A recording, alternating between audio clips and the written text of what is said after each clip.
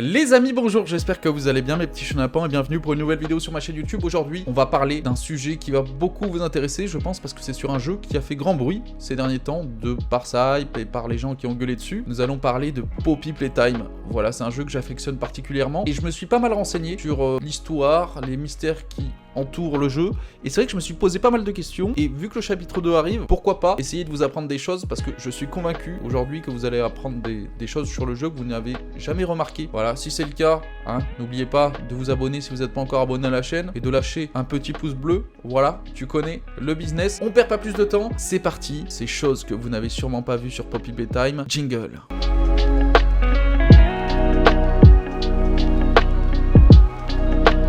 Le symbolisme de Poppy. Je pense que Poppy, vous la connaissez tous et toutes, c'est la petite poupée qui nous est présentée dans le jeu, qui a une grande importance dans celui-ci. C'est normal, vous allez me dire, c'est Poppy Playtime après tout. Mais en creusant un peu plus, on apprend en fait que Poppy, c'est plus qu'une poupée, c'est un symbole. En fait, Poppy en français, ça signifie coquelicot, et c'est une plante qui a plusieurs significations, notamment le souvenir. Pour tout vous dire, par exemple, en Angleterre, les gens portent cette fleur en souvenir des personnes qui sont décédées durant la Seconde Guerre mondiale, et c'est une très grande signification symbolique. Et historiquement, il est dit que ce sont des fleurs qui poussent uniquement sur des champs de bataille. Voilà, donc il y a ce côté souvenir. Il y a également une autre signification qui là date depuis l'Antiquité égyptienne, qui représente le sommeil. Ce n'est pas un hasard si la pièce où est située Poppy contient une porte entourée d'une grande fleur, que vous avez vue, et si elle est dans un profond sommeil quand on la voit à la fin du jeu. Ce sont ces deux significations, j'ai trouvé ça super intéressant. Est-ce que vous le saviez ça? Dites-le moi dans les commentaires. On passe à la suite, c'est parti. Le maudit Yugi. Je sais pas si vous avez remarqué, je pense que oui, mais au début, quand on aperçoit pour la première fois Yugi Wugi dans toute sa grandeur, autour de lui, il y a des bébés. Ça, je l'ai pas remarqué tout de suite, mais au fur et à mesure où tu cherches, il y a un bébé Yugi qui est très spécial, très creepy. Il est calé au fond de la boîte en train de nous faire un sourire très creepy. Il a l'air déchaîné, le pauvre. Et peut-être qu'à l'avenir, Yugi Wugi reviendra donc avec son armée de bébés. Ça serait très creepy, mais très excitant aussi. J'ai hâte. Et donc voilà, on passe à la suite.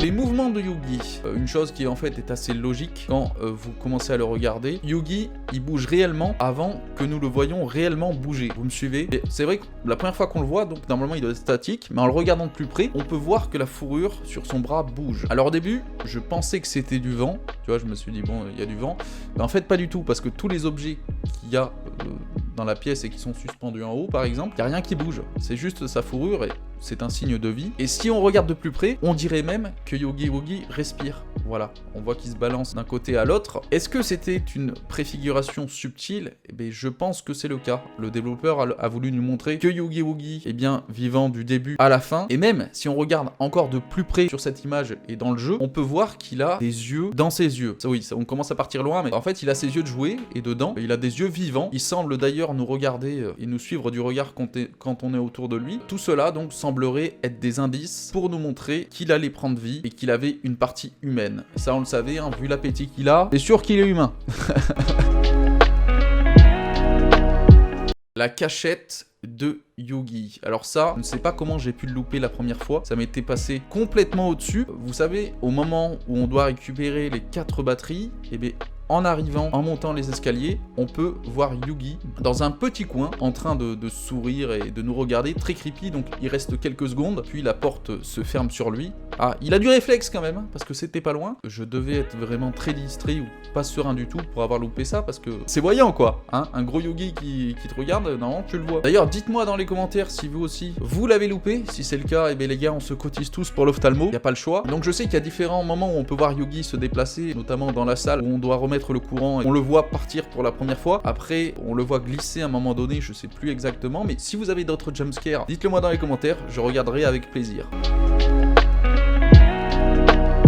Pas de réflexion. Alors quelque chose que j'ai remarqué aussi, c'est que le joueur n'a pas de reflet en fait. On a beau essayer dans toutes les pièces possibles, on n'a jamais de reflet, c'est juste une grande ombre qui nous suit, avec par contre le reflet du grab pack. Alors il est possible, si on ne fait pas de plan sur la comète, que le développeur n'ait pas mis en place de reflet pour gagner du temps, mais il semblerait que ça soit plutôt fait exprès. Je pense qu'il veut pas qu'on voit notre reflet pour une raison particulière, et c'est là qu'arrivent les théories. D'ailleurs je pourrais en faire des vidéos dessus, enfin bon, il y a une raison particulière et j'ai vraiment hâte de découvrir pourquoi. La suite.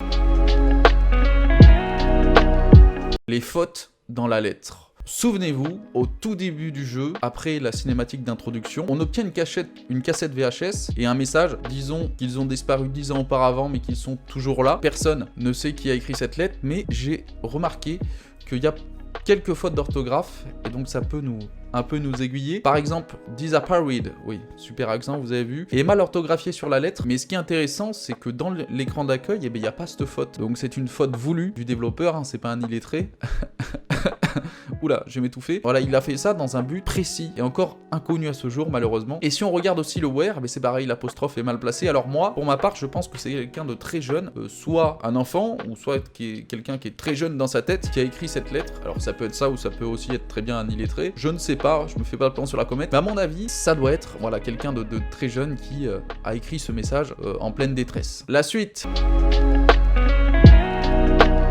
Tout le monde est d'accord concernant cette théorie qui dit que les employés se sont transformés en jouets. Nous savons que d'ailleurs que ces jouets sont couverts de sang quand on les aperçoit, et même Yugi quand il tombe, il y a du sang qui sort de lui. Donc. Et si c'est le cas, il y a un certain nombre d'employés qui ont été pendus près de l'habitation de Poppy. Nous savons qu'il y a quelqu'un qui était là pendant un moment et qui a écrit tous ces avertissements sur les murs. Ce quelqu'un ne veut clairement pas que nous voyions Poppy pour une raison inconnue. Mais si ce sont les employés qui ont écrit ça, pourquoi sont-ils pendus à l'extérieur? Et est-ce que ça serait un avertissement pour nous empêcher de rentrer, ça aussi? Je pense que c'est le cas. Si ce n'est pas pour nous, ça serait pour qui?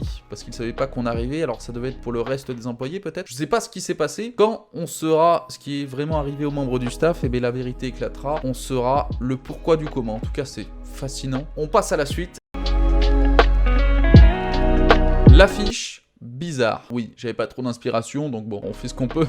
Dans la zone où on devait rétablir le courant, il y avait une affiche en première apparence tout à fait normale, avec une liste des choses à faire et à ne pas faire. Jusque-là, pas de problème. Il y a cependant quelque chose qui m'a intrigué sur cette affiche. Donc dans la première liste, il y a quelque chose de négatif. Je sais pas si vous avez remarqué, mais ça se lit comme ça. Faire attention aux autres, arrivez à l'heure, ne vous cachez pas derrière les portes pour effrayer Pierre Lace. Et la raison pour laquelle je trouve ça étrange, c'est parce que donc il y a un négatif dans les tâches positives, alors que juste en dessous, il y a d'autres tâches, cette fois, qui sont à ne pas faire, donc négatif, qui dit donc de ne pas rester après 20 heures, de ne pas abuser du temps de l'entreprise, et peut-être que cela est fait en fait pour encourager les gens à rester après 20 heures, hein. Ils sont malins, et c'est vrai que concernant ce Peerless, il semble vraiment paranoïaque ce type, hein, parce que au début c'est lui qui nous parle de la sécurité dans la première cassette, et il semble presque effrayé par l'idée que quelqu'un entre dans l'installation, et c'est sûrement parce qu'il faisait des expériences illégales, hein, et qu'il a eu peur qu'on le découvre, et donc il semble que quelqu'un le savait, et que dans cette affiche, ils ont essayé de le titiller,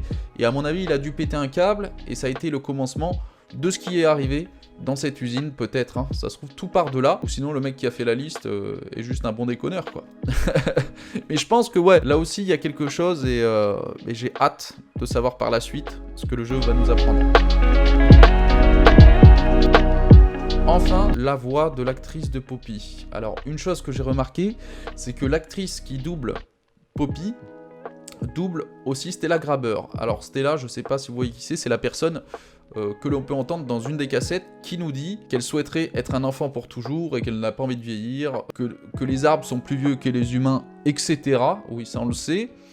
Et donc c'est très intéressant. Alors peut-être que c'était juste pour réduire les coûts du jeu, peut-être qu'ils ont surkiffé la voix de l'actrice, tout simplement, et qu'ils l'ont utilisé pour plusieurs personnages, ou alors, c'est un indice subtil, comme on en a eu précédemment, les employés de l'usine s'étant transformés en jouets, peut-être que Poppy est donc l'apparence jouée de Stella Grabber. Peut-être. Voilà, je ne sais pas, après ce sont des théories. J'espère que cette vidéo vous aura plu, en tout cas que je me suis pas trop égaré, que je vous ai appris des choses. Si c'est le cas, dites-le moi dans les commentaires avec le petit pouce bleu.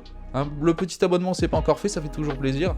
Et j'hésiterai pas à refaire des vidéos sur ce jeu parce que il y a pas mal d'intrigues. Je pourrais même des vidéos de théorie. Je sais pas si ça pourrait vous intéresser, mais voilà, il y a énormément de choses à faire. En tout cas, j'espère vraiment que cette vidéo vous aura plu. Si c'est le cas, petit pouce bleu, tu connais. Et moi, je vous dis à très vite. C'était votre cher Spirit. Bisous, ciao, bye bye.